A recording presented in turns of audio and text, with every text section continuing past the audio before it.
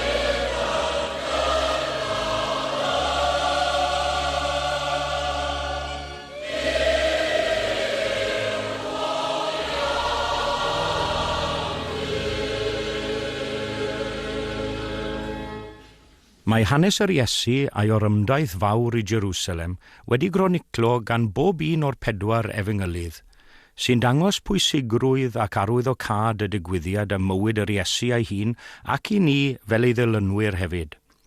Cawn glywed fersiwn Mathew nawr, fel y ceir yn yr 11 bennod ar 20 o'i efengyl. Pan ddeithant yn agos i Jerusalem a chyrraedd Bethfage a mynydd o'r Olewydd, anfonodd Iesu 2 ddisgybl, gan ddweud wrthynt, ewch i'r pentref sydd ger erbyn echwi, ac yn syth fe gewch asen wedi'i rhwymo, ac ebol gyda hi. Gollyngwch hwy a dewch â hwy ataf. Ac os dywed rhywun rhywbeth wrthych, dywedwch, y mae ar y meistr ei hangen, a bydd yn ei rhoi ar unwaith. Digwyddodd hyn fel y cyflawnwyd y gair a lefarwyd trwy'r proffwyd. Dywedwch wrth ferch Seion, weled y frenin yn dod atat, yn ostyngedig ac yn marchogaeth ar asyn, ac ar ebol, llwdn anifail gwaith. Aeth y disgyblion a gwneud fel y gorchmynodd Iesu iddynt. Deithant ar asyn ar ebol ato, a rhoesant ei mentyll ar ei cefn, ac eisteddodd Iesu arnynt. Teinodd tyrfa fawr iawn ei mentyll ar y ffordd, ac yr oedd eraill yn torri canghennau o'r coed ac yn ei teini ar y ffordd. Ac yr oedd y tyrfaoedd ar y blaen iddo a rhai o'r tu ôl iddo yn gweiddi, Hosanna i fab Dafydd, bendigedig yw'r un sy'n dod yn enw'r arglwydd, Hosanna yn y goruchaf. Pan ddaeth ef i mewn i Jerusalem, cynhyrfwyd y ddinas drwyddi. Roedd pobl yn gofyn, pwy yw hwn? A'r tyrfaodd yn ateb, y proffwyd Iesu yw hwn, o Nazareth yng Galilea. Aeth Iesu mewn i'r deml, a bwriodd allan bawb oedd yn prynu ac yn gwerthu yn y deml. Taflodd i lawr fyrddau'r cyfnewidwyr arian, a chadeiriau'r rhai oedd yn gwerthu colomenod, a dywedodd wrthynt, y mae'n ysgrifenedig. Gelwir fy nhŷ i yn dŷ gweddi, ond yr ydych chwi yn ei wneud yn ogof lladron. A daeth deillion a chloffion ato yn y deml, ac i achawodd hwy.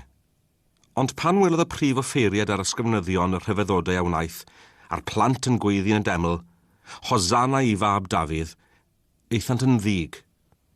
A dywed asant wrtho, a wyt yn clywed beth mae'r rhain yn ei ddweud? A tebodd Iesu y dwyf. Onid i chi erioed wedi darllen? O enau babanod a phlant signod ar peraist fawl i ti dy hun? Yna gadawodd Iesu hwy ac aeth allan o'r ddinas i Fethania, a threuliodd y noson yno. Gweddiwn.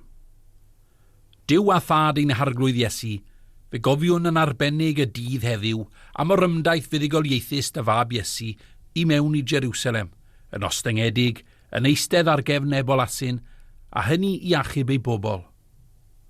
Wrth sylweddoli maint y cariad a ddatguddiwyd ynddo ef, ni allwn lain a rhyfeddu, a bloeddio gyda'r dorf, bendigedig yw'r hwn sy'n dyfod yn enw'r arglwydd, a Hosanna yn y goruchaf.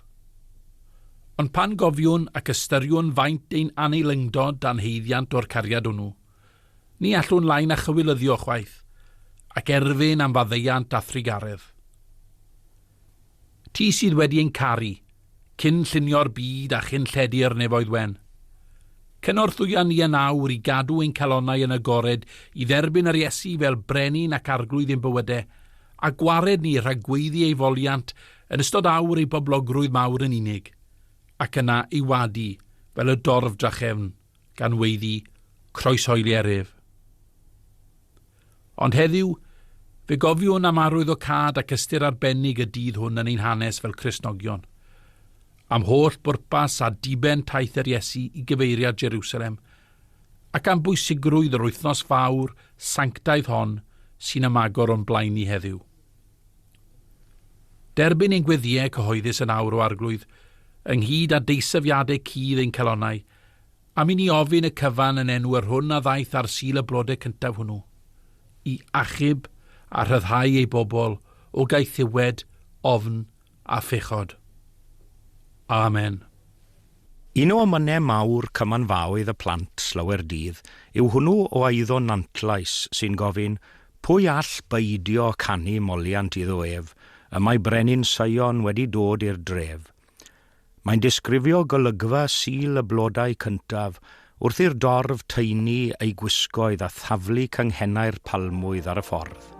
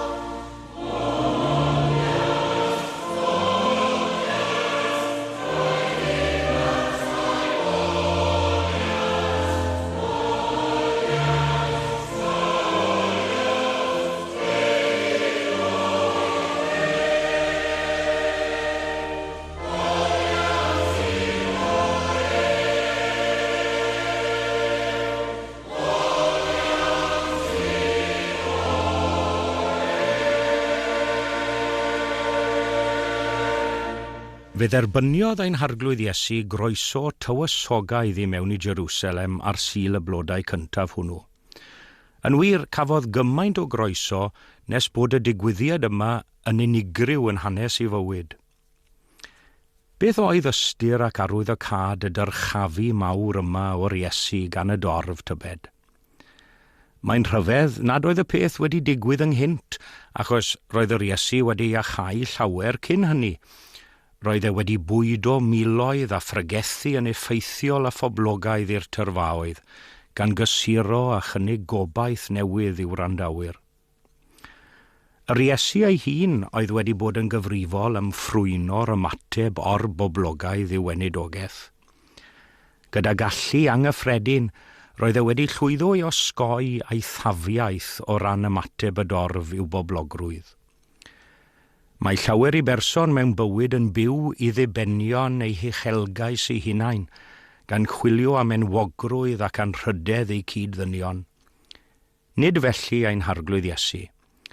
Roedd e'n osgoi enwogrwydd ac yn cilio i'r unigeddau yn aml ar ôl iddo gyflawni gwirthiau a sicrhau ffafriaeth a chlod y dyrfa. Doedd yr Iesu ddim yn rhoi pwyslais ar gymeradwyaeth a bri y byd hwn. Os rhywbeth, roedd y peth yn wrthyn iddo. Pan ddaeth y gymeradwyaeth honno, roedd yr Iesu yn gallu gweld tu hwnt iddi a sylweddoli gyda deigryn yn ei lygad nad oedd yr awr boblogaidd yn mynd I barhau yn hir iddo. Beth bynnag am hynny, canolbwyntio ar ei ddyrchafu ymhlith trigolion Jerusalem roedd am wneud yn ystod yr oedfa hon, ac aros gyda gorfoledd a llawenydd yr achlysur arbennig hwn, ac awgrymu, yn gyntaf, bod Crist yn cael ei ddyrchafu mewn lle daearyddol, bydol, sef yn Jerusalem. Yn ail, ei fod yn cael ei ddyrchafu mewn lle ysbrydol, crefyddol, sef yn y deml, ac yn drydydd, ei fod yn cael ei ddyrchafu mewn lle personol, unigol, sef yng nghalonnau ei bobl. Felly yn gyntaf, Crist yn cael ei ddyrchafu mewn lle daearyddol, bydol, yn Jerusalem. Dychmygwch yr olygfa wrth i'r Iesu farchogaeth yn fuddugoliaethus I mewn I Jerusalem. Pam caniatáu yr orymdaeth gyhoeddus a phenodol yma tybed? Achos wedi'r cyfan, nid hap a damwain yw'r un digwyddiad y mywyd yr Iesu. Yn sicr, roedd yn weithred agored a chyhoeddus iawn, ac yn fodd I ddangos a datgan ei hunan, ac ei fod wedi anfon oddi wrth Dduw. Fe gofiwch fod yr Iesu wedi marchogaeth I Jerusalem fel brenin, ond fe ddaeth fel oen y Pasg hefyd, fel aberth dros ei bobl.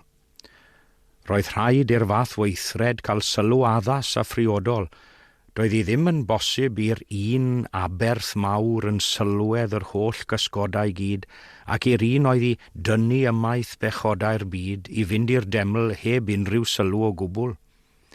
Felly, heb amheuaeth yn y byd, roedd yr Iesu wedi cyflwyno ei hun i'w bobl. Roedd e hefyd yn datgan ac yn hawlio'n gyhoeddus a'i awdurdod dros Israel. Fe, wedi'r cyfan, oedd mab Dafydd, ac etifedd brenhiniaeth yr Iddewon. Roedd y proffwydi wedi sôn amdano cyn ei ddyfodiad, dywedwch wrth ferch Sion, wele dy frenin yn dod atat, yn ostyngedig ac yn marchogaeth ar asyn, ac ar ebol, llwdn anifail gwaith. Ac yn sicr, dyma'r ffordd y gafodd ei ddyrchafu yn Jerusalem. Yn ogystal ag edrych nôl a chyflawni'r hen broffwydoliaethau, roedd e hefyd yn edrych ymlaen mwyn rhoi cip olwg I ni o'r dyfodol. Ac yn enwedig felly i'r digwyddiadau hynny oedd ar fin cael ei gwireddu ymhen yr wythnos yn ei hanes ei hun. Ie, yn sicr, roedd Crist wedi ei ddyrchafu mewn lleoliad daearyddol, bydol, yn Jerusalem. Ac I symud ymlaen at yr ail bwynt trwy famrannu â chi heddiw, sef yr Iesu yn cael ei ddyrchafu mewn lle ysbrydol, crefyddol, yn y deml, neu yn hermau ni heddiw, yn ei eglwys ei hun, Roedd yr adeg hwn yn amser o dystiolaeth fawr am yr Iesu a'i waith. Roedd pawb yn sôn amdano. Dylai hynny fod yn wers ac yn esiampl i ni gyd adeg y Pasg fel hyn. Ni sydd mor dywedog a diwedws am ein crefydd yn bywydau ysbrydol mor aml. Oes na reswm gennym i dystiolaethu dros Grist wrth eraill? Wel oes am o'n i, bob yr un ohonom sy'n honni hawlio ac arddel ei enw fel gwaredwr. Mae'n beth braf pan fo unrhyw ddisgybl nid yn unig yn fodlon nôl ebol asyn rhywun arall, ond hefyd yn fodlon teini ei gwisgodd nhw eu hunain mwyn y meistr. Pan fo pawb yn gytun yn y gwaith ac yn llyfurio gyda'r un nod a diben mewn golwg, bydd brenin Sion wedi dod i'r dref go iawn i ddefnyddio'r ddelwedd o'r emyn i ni newydd ei gannu. Mae'n arwyddocaol iawn fod yr Iesu wedi groesawu gan floeddiadau o Hosanna. Ystyr y gair Hosanna yw i achub neu i wared. Mae'n floedd i gyfarch y brenin, yn arwydd o deyrngarwch a ffyddlondeb. Mae hefyd yn weddi iddo fe ac yn weddi i ni. Yn weddi ar ein rhan ni ar ei ddiw gadw'r brenin, ac yn ddeisyfiad am iddo fe ein hachub a'n cadw ni. Beth am Hosannas ei eglwys heddiw? Roedd Roger Edwards yr wyddgrig wedi grisialu'r peth yn gofiadw iawn, oer ein serch a gwan ein ffydd, ein Hosanna'n ddistaw sydd. Ond ei fydde fe'n wych o beth i ni gyd blwyddio ein Hosanna'n uchel ein llef heddiw. Mae'r Hosanna'n amlwg iawn yn y fendydd sy'n rhan o waedd y dorf. Bendigedig yw'r hwn sy'n dyfod yn enw'r arglwydd, Hosanna yn y goruchaf. Beth am i ni wrando ar ber Hosanna enwog a manwy, yn ei emyn cyfarwydd, melys ydyw cywair a'n telynau glân.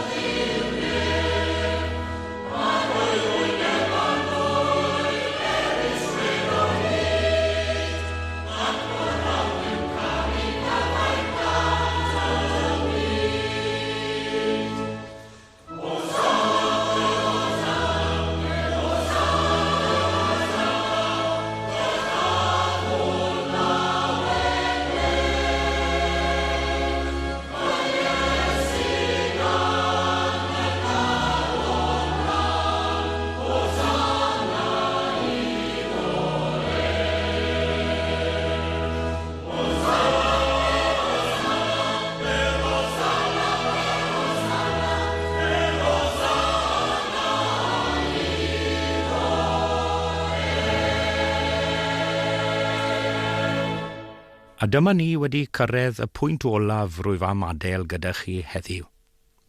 Nid yn unig mae Crist yn cael ei ddarchafu mewn lle daearyddol, bydol, ac mewn lle ysbrydol, crefyddol, ond mae'n cael ei ddarchafu mewn lle personol, unigol hefyd, yn ein calonnau ni. Roedd ei orymdaeth fuddugoliaethus i mewn i Jerusalem fel rhyw fath o orymdaeth i mewn i galon y credadun hefyd.